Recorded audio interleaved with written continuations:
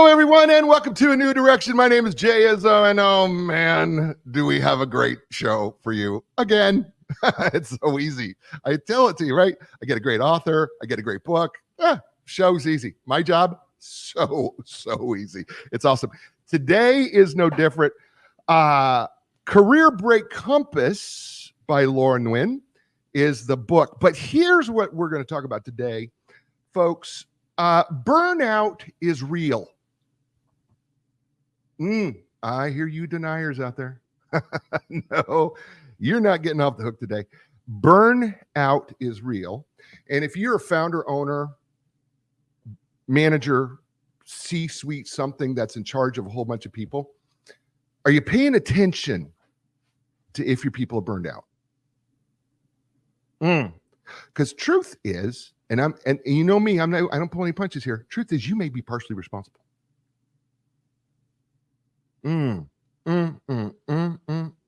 Yeah. So what happens when you're burned out? You have a career and it's just not going. How do you find a way to get out of it? Well, here's the deal. Laura Nguyen writes this outstanding book called Career Break Compass. And she puts you on a boat, and we get to set sail on how we're going to get out into the open waters of freedom from burnout and sail the seas, face the sea monsters in our life, and plan and prepare and be ready to pursue with purpose a way that we can take a break from burnout. And it's pretty beautiful, and it's what she does. But before we get to her, let's we do every week, right? We're 4-part people. We're physical, mental, emotional, spiritual people. And the fact of the matter is, we never stay stagnant. If we're not growing, we're dying. And so we have to be active participants in our growth in those 4 areas. And so what we have you do every week is we have you come on the show, people who are watching us, and we have you evaluate yourself on a scale of 1 to 10 in each of these areas. 1 being, it just doesn't get any worse, and 10 being, oh my gosh, it just doesn't get any better.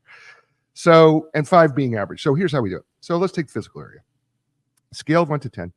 How would you say you're doing when it comes to getting enough exercise, eating right, drinking enough water, getting enough sleep? Right now, okay, now listen. If you're out there and you say, Jay, I'm a 2. Okay, it's okay. Okay, let's just treat it as a starting point. This is where we get better from. Okay, now that you've got your number, let's just get to a 2.5. Because we're not going to get from a 2 to a 10 in a day. Okay, and we need to practice, because clearly you're not in practice. So we got to practice getting from a 2.5 to a 3 to a 3.25, maybe to 3.5, right? We got to practice that, right? So what can you do right now to maybe start making those little changes physically, right? Maybe get your hand out of the bag of chips. Maybe it's cutting back on the sugars. Who knows? It could be a number of things. Start today.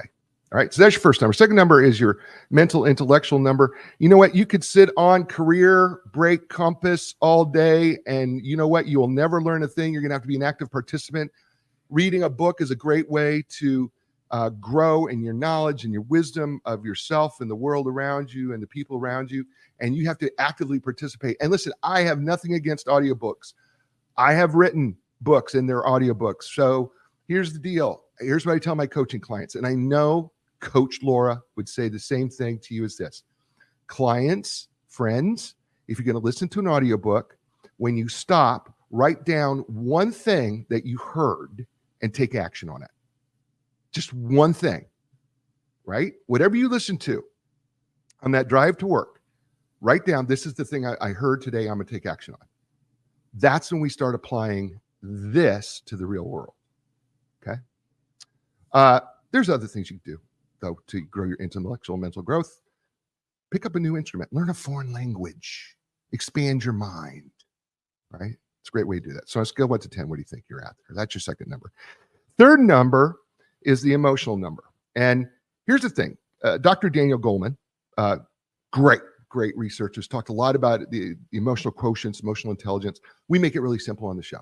Here's how you evaluate yourself. 2 parts. 1, how well are you able to control your emotions under stress and pressure? Like when that person cuts you off in traffic, or the person in the grocery line is just taking a little bit more time than you care for. How are you able to control your emotions? Right? How about when somebody politically disagrees with you? Whew, hot topic right now. That's the first part. Second part is, how well are you able to tap into and understand the emotions of another person? How's your emotional vocabulary? Is it expanded, or is it basically angry, sad, happy? Because there's a lot more dimensions to it. And those subtle dimensions make a difference in how we understand other people. Right? Guys, blue is not a color. It actually can be a feeling. Okay? Just throwing that out at you. That's your third number. Fourth number is spiritual number. Fact of the matter is, we all live by faith every single day.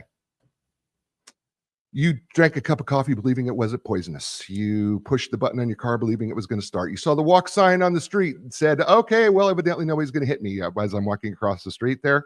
You made plans for the future believing that they were going to happen, and they haven't happened yet. We all walk by faith. We all connect on a level that goes beyond the physical, the mental, and the emotional.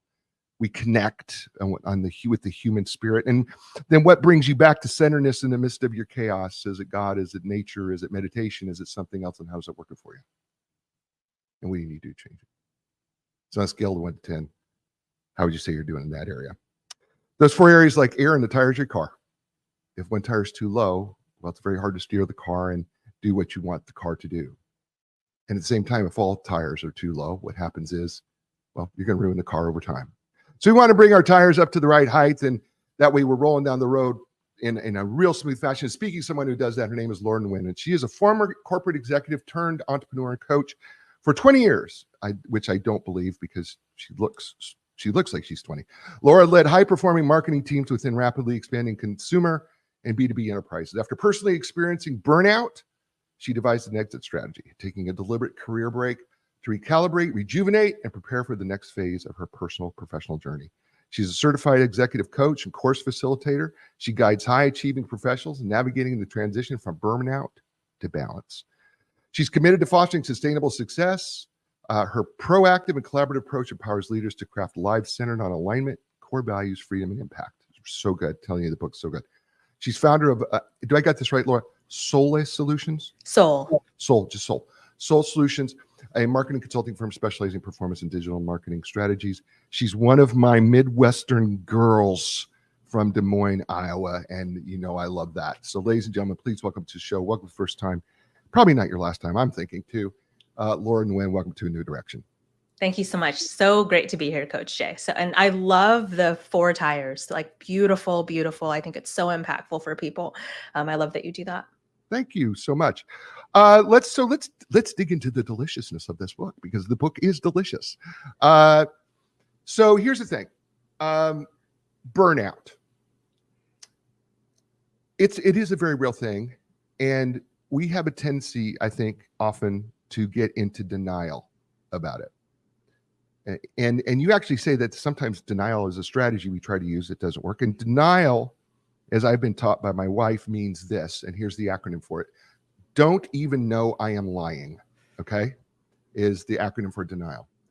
And I think we can lie to ourselves about denial. So let's talk about this thing, burnout. What is it? Why do we get into denial about it? Yeah. So when you think about burnout, right, there's multiple stages to burnout. I think that's one of the key things that a lot of folks don't understand. And burnout is a result of not just overwork. So often we also think of that burnout is simply the fact that we've worked, exorbitant amount of hours and that we're just exhausted. But burnout also has 2 other factors that are really important for us to understand. So there's overwork, but there's also underchallenged, and then there's also neglect. And so when you think about the differences between those 2 other factors, right, the under challenge means you're in a situation where you want to continue to grow and develop yourself in your career, but you're not having the opportunity to do that. You're kind of boxed in your current role. And that feels debilitating for people because they recognize that they're made for more. And so there's definitely a demotivating component to that.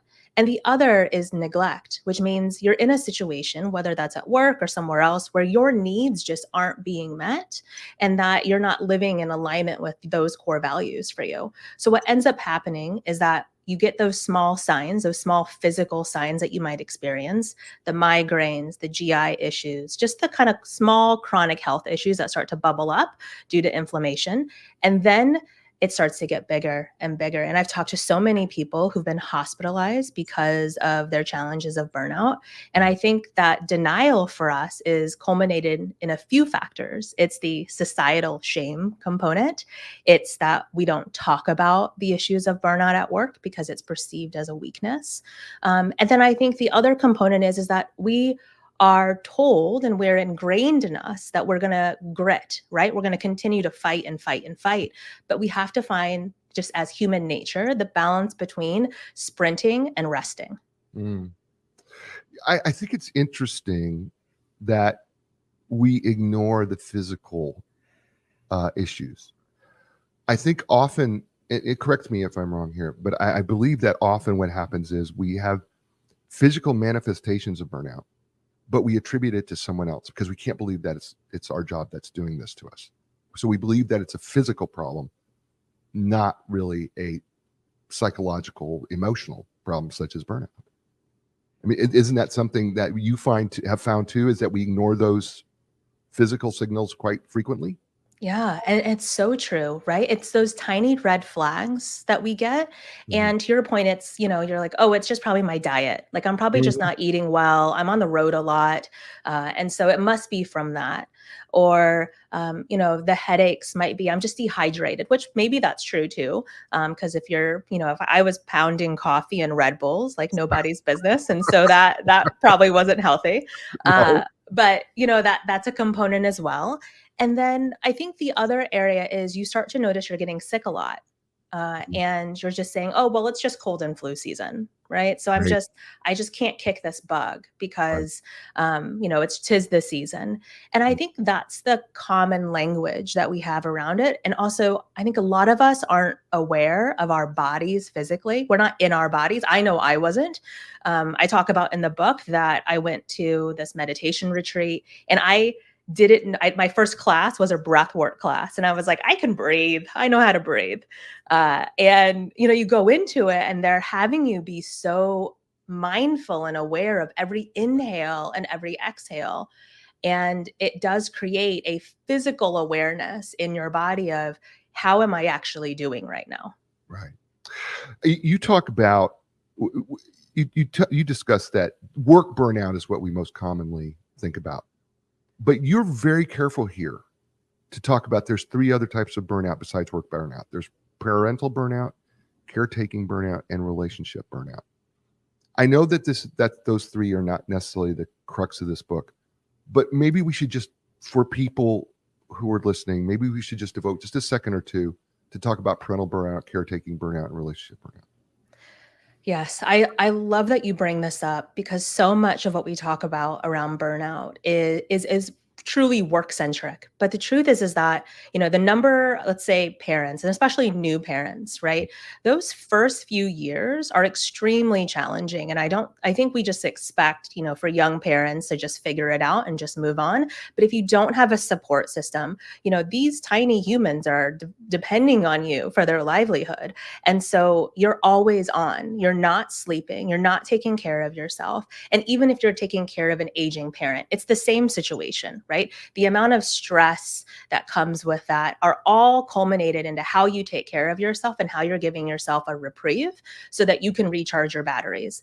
But the challenge in caregiving burnout, whether that's parental, relationship, any of those three areas, is all of the symptoms still start to show up the same way.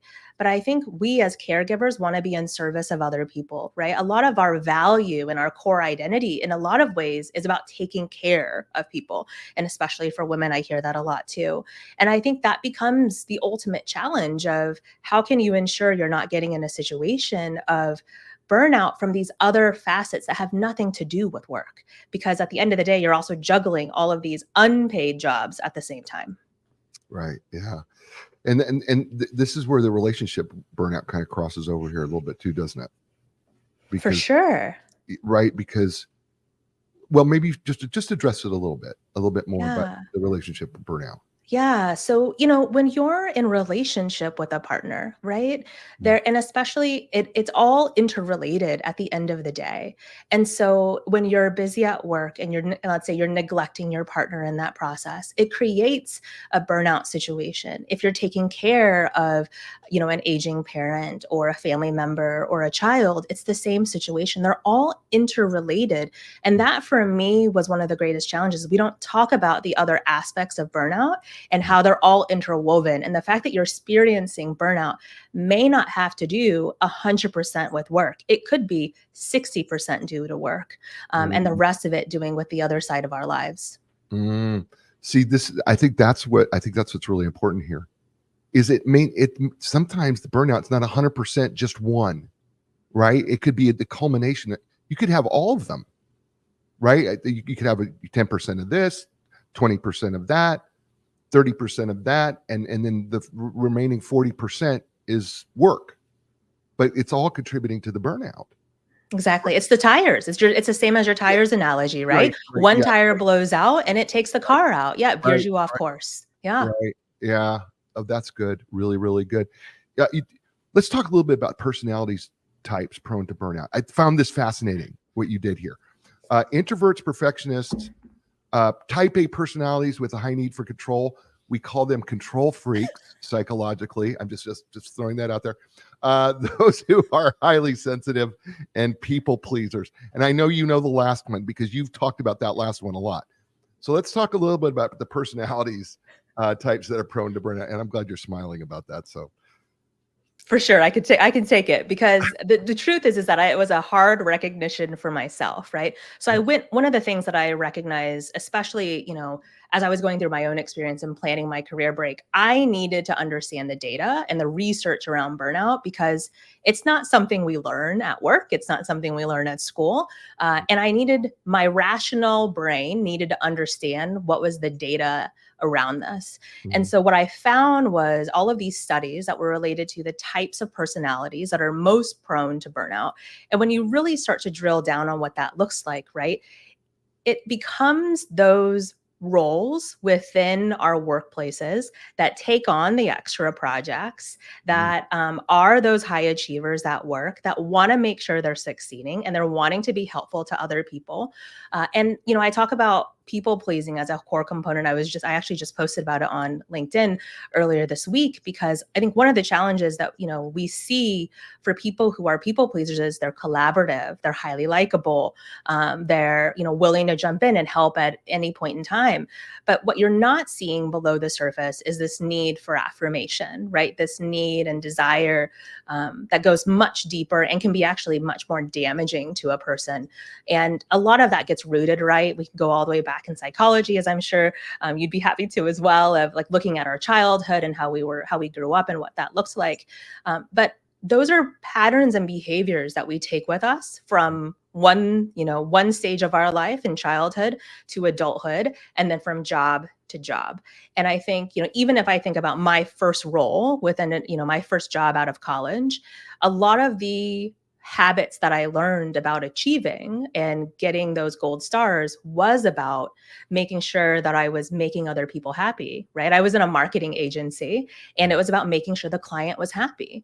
And that made me really successful in my work, but it also created conflict for me internally. So it was essentially pulling on the strings that were also my deepest weaknesses. well, I just think this list is interesting. All right. So the Yeah. people pleasing piece of it, right? I mean, I get it. There's some of you out there who are prone to people pleasing. Okay. You probably struggle with some boundaries, right? Is that fair to say? You struggle, 100%. right? Yeah. Struggle with some boundaries, right? But you can only please so much before you're done. You just can't continue doing it. I know you want to, but there comes a point where you can't because you just can't continue to give and not get your cup refilled. That becomes the problem, right? With burnout is that you're keep emptying your cup and nobody's filling it again, right? Yes. And Yes. you, well, this was part of yours, right? Was that you were just empty. You wanted to give, but it was now being forced. It wasn't coming naturally. Hmm.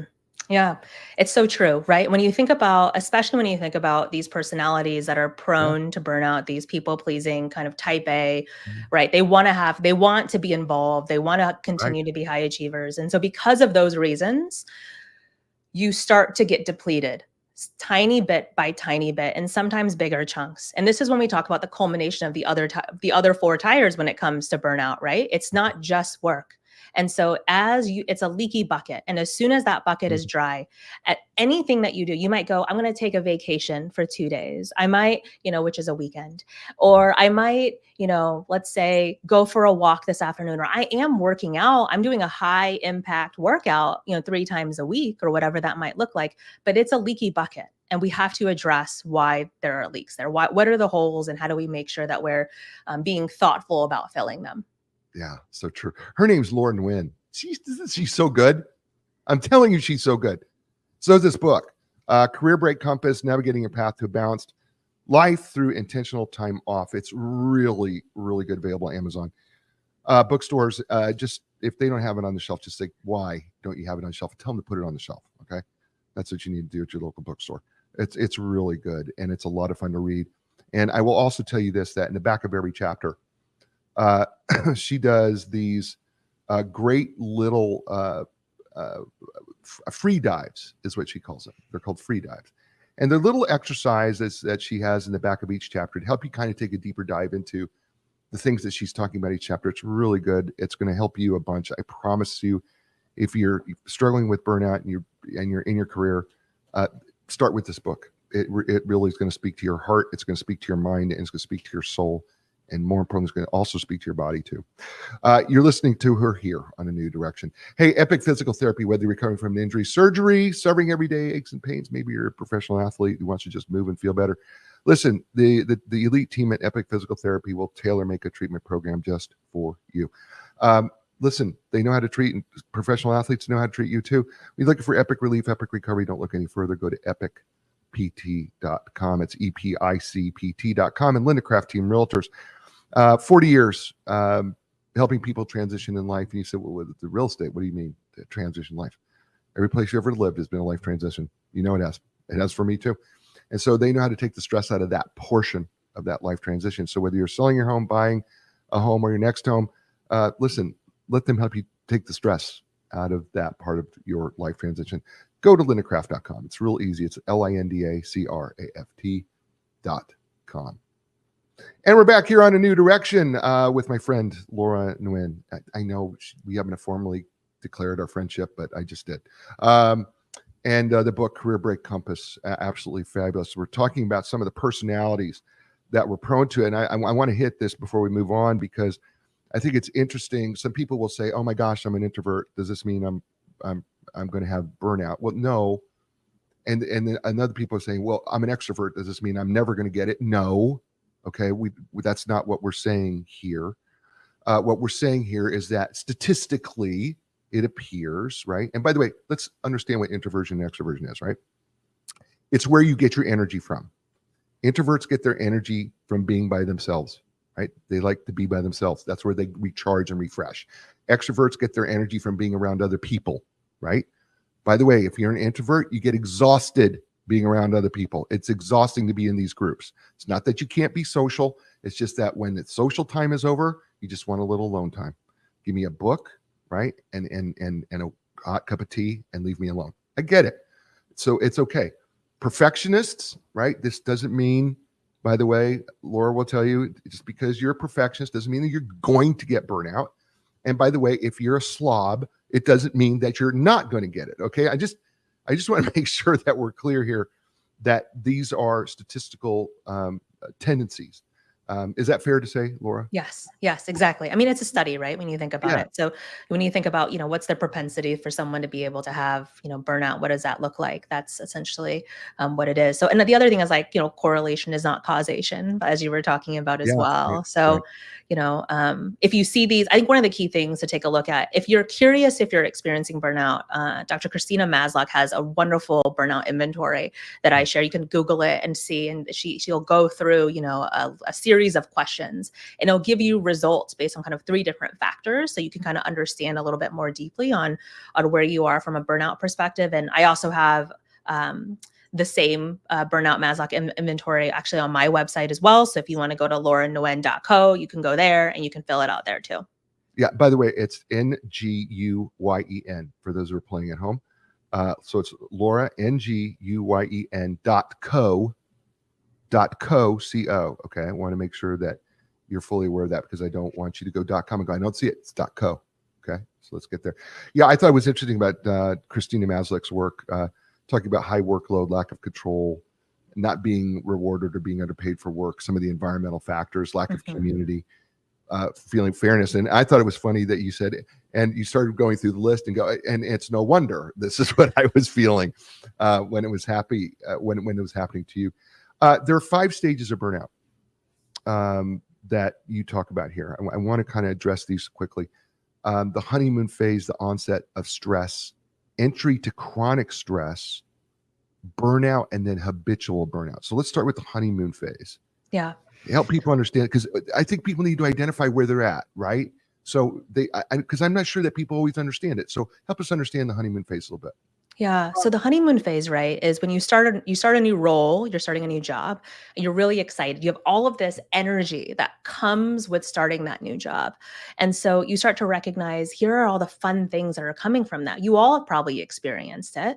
And I know I thrived in that. Like for me, I love drinking through a fire hose. Which probably says a lot about me.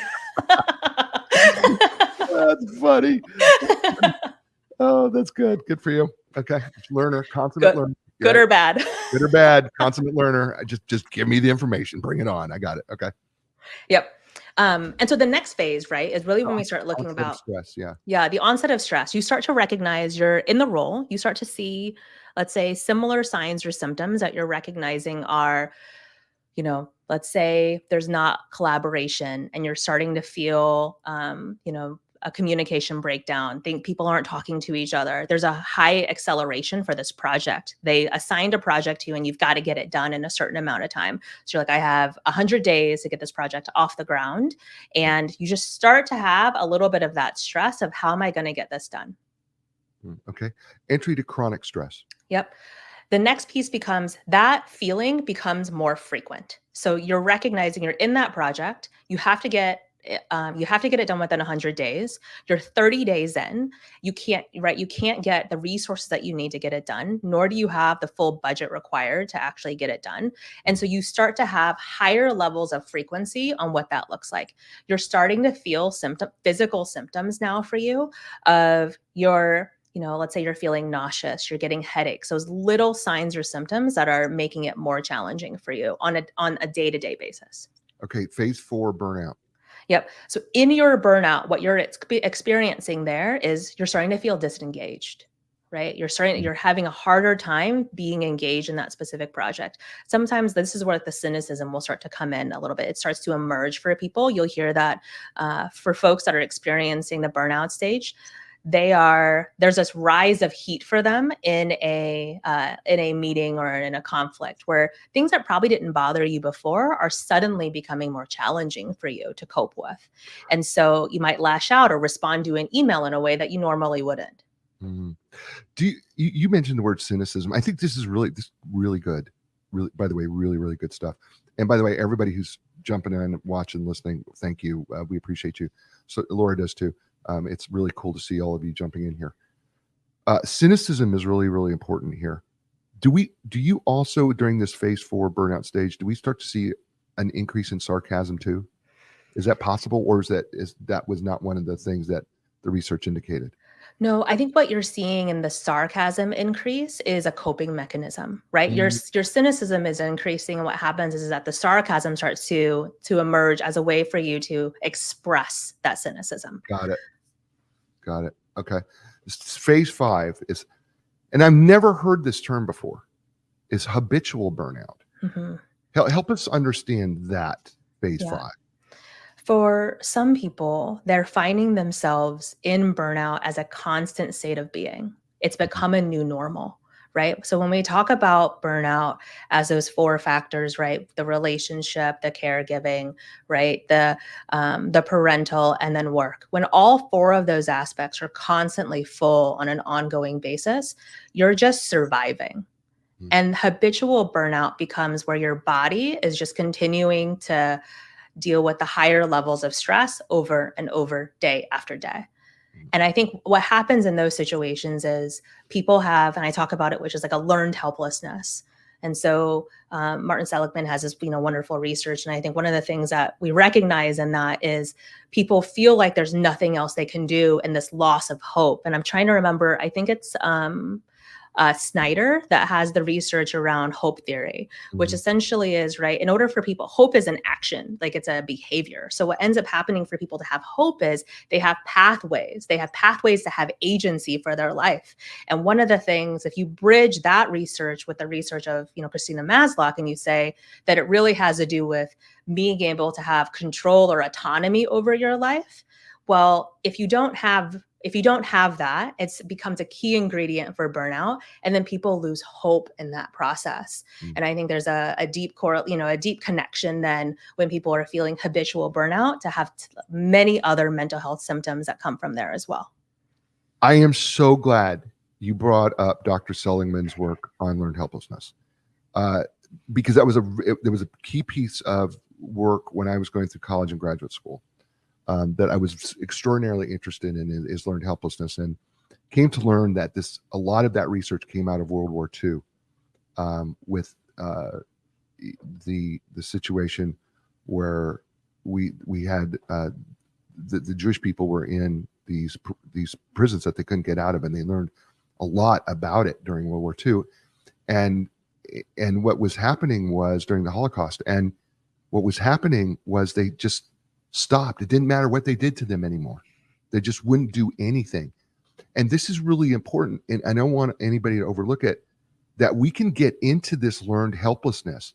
It goes beyond depression, where it just nothing matters anymore. There's no stimulation. There's no stimulation you can give me to make me change. And it's a very deep and dark place to get to, because the stimulation no longer matters. And when you start talking about habitual burnout, right, this is where it starts to cross a line for me, where I'm going, oh, now it can take on a different tone, where it can be a very dark place for you. And I'm curious, and I'm asking you personally, and you don't have to share it if you don't want to, but I'm curious from your aspect, how dark did it get for you? Yeah, I mean, I think for me personally, it was, it was highly stressful, right? And I felt like I had lost myself in the journey. I had always been someone that was a really strong planner. That probably doesn't surprise you when you think about some of those other areas. And so, for me, it was, how can I not see past this next 3 months? Like, where did my vision go? I had always had a projection of what I wanted life to look like and what I cared about and what I was driving toward. And then suddenly none of that mattered anymore. And I couldn't figure out where I wanted to be for the next 6 months or the next year. And there is a component where you go, where did I go? How did I lose myself along this way? And then the other piece that gets deeper into that, which is like, did I know myself at all? Right? Like, who am I? And what do I care about? So I think that becomes a deep challenge. I know for, the people I coach, as well as for our community, when we get together and we talk about this, it's that there's a sense of a deep aloneness during this. And loneliness, when you think about the impacts on loneliness to our health, and not just our mental health, but our physical health and the longevity of our lives, I think that becomes a major issue, because we don't have a space to talk about burnout and the impacts of burnout for us. And that loneliness gets very dark for a lot of people, and trying to dig out of that, especially as they're experiencing all of these chronic issues, becomes quite a challenge. Yeah, I think this is the one of the issues that we don't talk about very often is, as human beings, and I mentioned it in the intro to the show, as human beings, we are meant to connect with others. We're really really don't do well in isolation. We really don't do well without people. Loneliness is a very real thing. And, we see it as people age. What's the biggest thing that as people age, they complain about? The loneliness, right? And we see that. And this, I think that part of that isolation and, you pointed this out in the intro to the book, COVID didn't help us with this. When we went through COVID and we were, isolating in place, basically, right? We kind of sped this process up a little bit to burnout. Yes? Yeah, I mean, I do. When you think about, especially what you're seeing now, with the, general surgeons, like recent, Right. essentially Right. parental burnout is a huge issue, right? The Yeah. parental stress is at an extreme high, and the impacts for parents. Right. And so I think what ended up happening, to your point, is that we isolated ourselves along this journey. We kind of got used to the Yes. isolation versus whether that's at work or being in community with other people. And that became somewhat of a new normal. But Mm. yet at the same time, like, we as humans need to connect with one another. And that's even coming from an introvert, right? So like, even Yes. as an introvert, we do very much need to spend time with other people, because that's how we fuel ourselves at the same time. Yeah. This is my curiosity about. And I'm not. I don't want people to hear me when I say this the wrong way, but this is my curiosity about remote work. Right? I understand a lot of the benefits of it. I really do. But psychologically, I wonder if we do, if we're going to see somewhere down the road that we're going to see an increase of this isolation that turns into some sort of burnout down the road, because we're not. You and I are two-dimensional right now. There's something about being in a three-dimensional space where we're actually looking at each other that makes a huge difference, where we connect on a different level. And I'm curious to see, from a research point, if we're not going to see an increase of something along these lines, because we're not having that same connection since the pandemic. Have you had any of those similar thoughts? Because it's just a curiosity thought to me. Yeah. Yeah, I mean, a few things. One is, when you think about burnout, the data around burnout actually shows that Gen Z is experiencing burnout at higher levels. Mm, Gen Z and millennials are experiencing burnout at higher levels than other generations. I find that fascinating, right? Because if you think about how that correlates to when they started working, and that typically their first jobs were, right, likely in during a COVID time period. yeah. And so, and then I think back just on my N of one, and leading my team during COVID. And there's two pieces to that, which is, there were people who were together, and then all of a sudden we were apart. And so there's this craving for us to try to be together again, but at the same time recognizing that we also like to be home doing our own things. So there has to be ways for us to facilitate a connection, a physical connection with other people. The I, other challenge becomes, with remote work, organizations had the opportunity to hire people all across the country and the world, more than they ever had before. So what happens then is, now we are onboarding remote people at exponentially higher rates than we have, but not equipping them with the ability to build the relationships in the right way, right? Like, you might have a buddy system. Like, I had a buddy system where basically you would connect with, someone that was in the organization longer than you, and they could help guide you through kind of the organizational norms and answer questions you didn't want to ask your boss. But to your point, there's not the same 3D component of connection. And so we have to try to identify ways that go beyond connecting on an annual basis in a physical environment. We have to make sure that we're trying to connect and collaborate, specifically doing work, not just social pieces, doing work together in a way that allows us to kind of bridge and build. that's so good. Uh, and you've thought this out. I mean, you've really thought through this, because this is not something that's just coming from the hip. You've really thought through this, and I believe you're right. And I believe, and I did not know the stats on the Gen Z and the millennials that we're seeing an increase of burnout in those two populations. I had no idea that we were seeing that kind of increase. I think it's also a highly connected, right? It's a very different workplace than it was in previous generations, right? It's a highly connected workplace. It's always on. when you think about, especially when you think about millennials and the statistics around millennials, for those who want to take a break, I think it's Deloitte said 84% of millennials plan to take a career break at some point in their career. And a part of that kind of goes, well, what's the shift, right? We have to think about, and even when we think about Gen Z, there's a recent study that said, a report that just came out a few weeks ago that talks about how Gen Z is taking more sick days than any other generation. And that the number of sick days that we've seen over the past 2 years has exponentially increased. And so we have to ask ourselves why. And a lot of that is, now that we have come through COVID together, right? There's another component of how do we prioritize health and well-being and mental health, especially mental health, as a part of our equation for taking care of ourselves. And I think Gen Z are changing how we think about work by saying, I also want to take care of me. And I'm not going to self-sacrifice along the way, that I can do great work, but I also need to make sure that I'm taking care of myself. Sounds healthy to me, doesn't it? Does that sound healthy to you?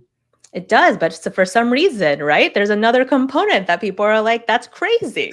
Well, I'll tell you what's not crazy. This book is not crazy. It's Laura Nguyen's book called Career Break Compass, Navigating Your Path to a Balanced Life Through Intentional Time Off. We're going to start talking a little bit about how you start creating that break. Right after this break, you're listening to her here on A New Direction. Hey, folks, Epic Physical Therapy, their facility offers the most advanced top-of-the-line equipment like the Ultra G anti-gravity treadmill, the Nortec compression sleeves, game ready, my favorite, right? Ice and compression all in once. They're trained, certified, most comprehensive cutting-edge treatments available, like blood flow restriction therapy, dry needling, cupping, and that's just a few. So listen, when you're ready for your epic relief, epic recovery, don't look any further. When you want your epic results, go to epicpt.com. It's EPICPT.com. Linda Craft Team Realtors, longtime sponsor of A New Direction. Check out their website. Telling you, it is perhaps, I think it's the most phenomenal one-stop shop real estate website you'll ever see. You just go to lindacraft.com, check it out, listings, suggestions, how to move with children, how to move with pets. They have so many resources available. It's unbelievable. You want to join the team? They got a place for that too. If you're looking for one of the most comprehensive real estate websites where you can find out all the information about what should you do to buy or sell your home, check it out, lindacraft.com. Go on over there. It's LINDACRAFT.com. And we're back here on A New Direction with my friend Laura Nguyen. Her book, Career Break Compass, absolutely fantastic and so much fun. And she's so knowledgeable, and it's so great. I'm loving my time with her, and I know you are too. The question that comes up here all the time is, Laura, how long does burnout last? It can last, honestly, as long as you don't address it. Right. And so I think that becomes a huge issue. I think one of the questions that I ask myself is, well, how long is it going to take me to kick it? How long is it going to take me to recover from burnout? Right. And I think the question there becomes, well, we need to take an active role in ensuring that we're taking and doing the steps and making the right habits and routines to shift us in terms of our behaviors and our mindsets to be able to actually address burnout on a long-term basis. You give us 3 options to deal with recovery. We could be in denial. We talked about that earlier. You could do small actions compound over time, right? Is option 2. But the option that we are taking a look, option 3, I want to take a look at, which is take the career break, because that's what the crux of this book is about. And you talk about that. To moving forward, there are 4 paths that we have to take, that you can take. There's career break, sabbatical, leave of absence, regular scheduled mini breaks. I don't know that one is any better than the other, but they're all a little bit different. Should we address those a little bit? Sure. Yeah, I think that sounds good. So let's talk a little bit about each of the 4. So the first one is, in the book, one of the things that I talk about is most people assume for you to take a career break, you just need to quit.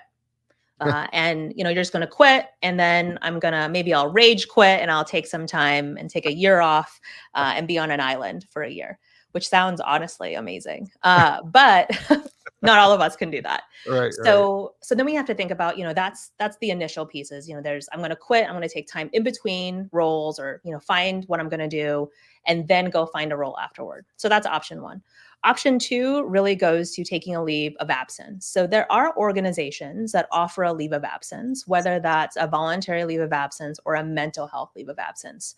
What's been really fascinating to me is when you look at the Google search volume around mental health leave versus, last year versus 2 years ago, globally, we've doubled our number of searches, Wow. which is, mind blowing when you think about where are we as a globe and where are we looking at, how do we help address, right, these questions on how do we ensure that people have the services and support that they need. So that's definitely one core component.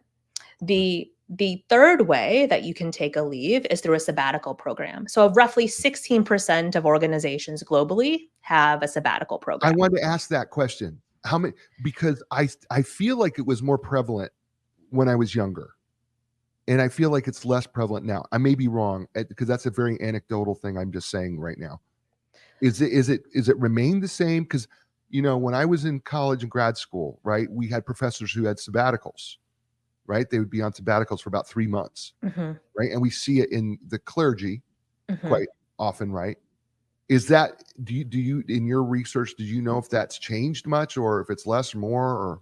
Yeah, I haven't looked at it I haven't trended the data over, let's say, the last few decades. I haven't trended the data, but I think when most people think of sabbaticals, they think of academia, to your point. So they think of it more in academia than anywhere else. And so that becomes where, you kind of assume, well, it's not for me. But the truth is there's large organizations, global organizations that provide sabbatical programs. I've actually started indexing all of those, and I'm going to have those on my website soon. But that was one piece for me of I wanted to be able to provide a resource for people of here's companies that do offer this if it's important to you. And it actually becomes a main differentiating value to those, right, to those organizations, because That's so cool. yes, it's pretty interesting to see, what they're doing to retain and develop talent.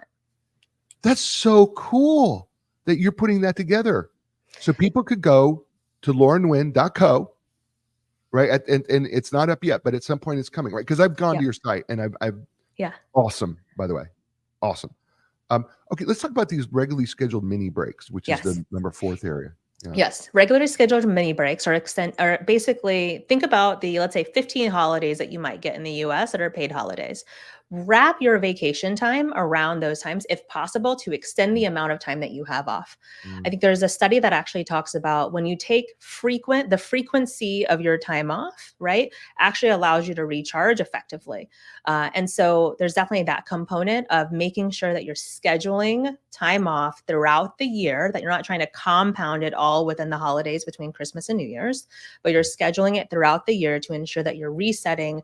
And then during those times, it's really key for you to disconnect. Don't take your laptop. Don't bring your phone. Try not to engage. Allow yourself time to decompress. This is where we're going to start moving on. We're going to board the ship here a little bit, and we're about to get out on the water here a little bit. But we got to do some preparation if we're going to take a break from our career. And I know I'm jumping ahead a little bit, and it's chapter 4, prepare for rough seas. And you start right out of the gate saying we make about 35,000 choices a day. And choosing to stay in a role that doesn't fulfill you, I'm quoting you here, is also an act of choice. And this is beautiful. We're not powerless in our lives. Time is a gift. So we need a break. We got to prepare for it. Walk us through, as we're preparing for these rough seas, what we're going to face. Yeah. So there's a few things that I talk about within the book, which is what emerges during the time that you have, which is, other people are not going to understand what you're going through. So making sure that you have a support network, your circle that takes care of you, that you can trust during this time period. You're going to go through a vulnerable time period while you're going, while you're alone at sea. And so having people that can support you through this journey is really key and important. And I talk about kind of like the 5 key people that you need to make sure that you're having along that journey. The other component to that is you want to have your resources, right? So you need to financially plan. How do you look at this in the right way? How long do you want to take off? How much money do you need to guide you through that? And what do you need on the tail side once you return? So let's just, logically look at what's the financial numbers to help you prep for that. And then the third component is you need a plan for your career break. I can't tell you the number of people that I've talked to that that went into a career break without a solid plan of what they were going to do during that time. And what ends up happening is our human reaction is to do something. And so when you're in a career break and you feel like you have all of this idle time, your natural reaction is going to go to LinkedIn and start applying for jobs as quickly as possible. And that is not what this intention is. You're so right. And everyone does it. Everyone does it. Right. And so, one of the things that I talk about is I built basically a 3-pillar framework plus one. And so what I talk about is if you're going to take a career break, it needs to have 3 ingredients. You need to give yourself time to play. Mm-hmm. You need to give yourself time to pause. Mm-hmm. And then you can give yourself time to plan. And so those are really kind of the 3 core P's as we think about what to do during your career break. And the 4th P, spoiler alert, is all about pursuing. So let's go pursue kind of that next phase so that we can go test, experiment, and see what feels right for you. Okay. So I fell in love with your 3 P's plus 1 P. Okay. I really did. I fell in love with it. Because what you did is it's like if you had a 16-week plan. All right. Let's say you took a 16-week break. You could divide it up into 4 weeks each, right? So we've got a couple minutes here left. The importance of play, because you really talk about this. Why is play so important? Yes. As adults, we throw play out the window. We think it's frivolous. We don't make time for it. And what ends up happening when you don't play is that we start to feel like we're having problem solving, right? The challenges of problem solving, the things that we used to be able to do, we're just not able to do anymore. And play is the fuel and the solution to helping us get there. Kids learn and collaborate all through play. And I think as adults, we just forget about that power. And Dr. Stuart Brown actually he's founded the Institute on Play, and he has a great book on play. And he talks about different types of play that, we as adults can engage in. So it could be in the form of physical, it could be meaning like exercise, it could be in art, it could be in doing problems or puzzles, it could be in any of these nature things. But one of the things I talk about is we have to start with play, because what you need during burnout is joy.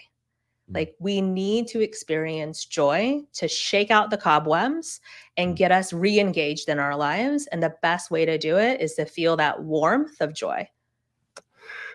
We have done our time, Miss Laura. So fast. And no, it's so fast. It does it every time. I tell this it goes so fast. This has been amazing. You have been amazing. Would you please tell people how they can reach out to you? Because first of all, folks, she is a coach. If you're in burnout, all right, I'm speaking as a coach. I'm telling you, she is a coach. If you're in that, she would love to talk to you. She can help you. You heard her. She can help you. So tell people how they get a hold of you, Coach Laura. Yeah, no, I appreciate it. And Coach Jay, it's been such a pleasure being and chatting with you. I feel like I could talk to you for hours, to be honest, and learn so much from you. So I appreciate that. So you can find me at lauranguyen.co. That's my website. Or if you're streaming this on LinkedIn, you can find me on LinkedIn as well. Just search for my name and you'll find me on LinkedIn. I'm happy to chat and learn a little bit more about you and how I can help support you along this journey. That's awesome. Laura, stay with me, please. Folks, it's the show. You know what I say to you every week, and you know what it is, right? You're in control of 3 things in your life: your attitude, your effort, and your resiliency. I know things come at you that are unexpected, but they're circumstances. At the end of the day, you still control that attitude. You can be positive. It's not always easy, but you can be positive. Effort is tied to your excellence. So regardless of what happens to you, ask yourself, how excellent will I be today? And resiliency, we all get punched in the mouth or in the gut, but you choose to get up. And let me tell you why you should get up: because you're worth it. And I mean that. You are absolutely worth it. Get up, because we need you. All right. So take control of those three things because they're within your power. Do it. I'll be back next week with another great guest. It's going to be another great book, which automatically means I have another great show. You had a lot of choices. You chose us. Thank you. From the bottom of my heart, really. Give us a thumbs up on YouTube, 5 stars and wherever you're listening, and a positive review. We would really appreciate that. Subscribe where you will, please. And as I say to you all over the world, you know what that is. Ciao.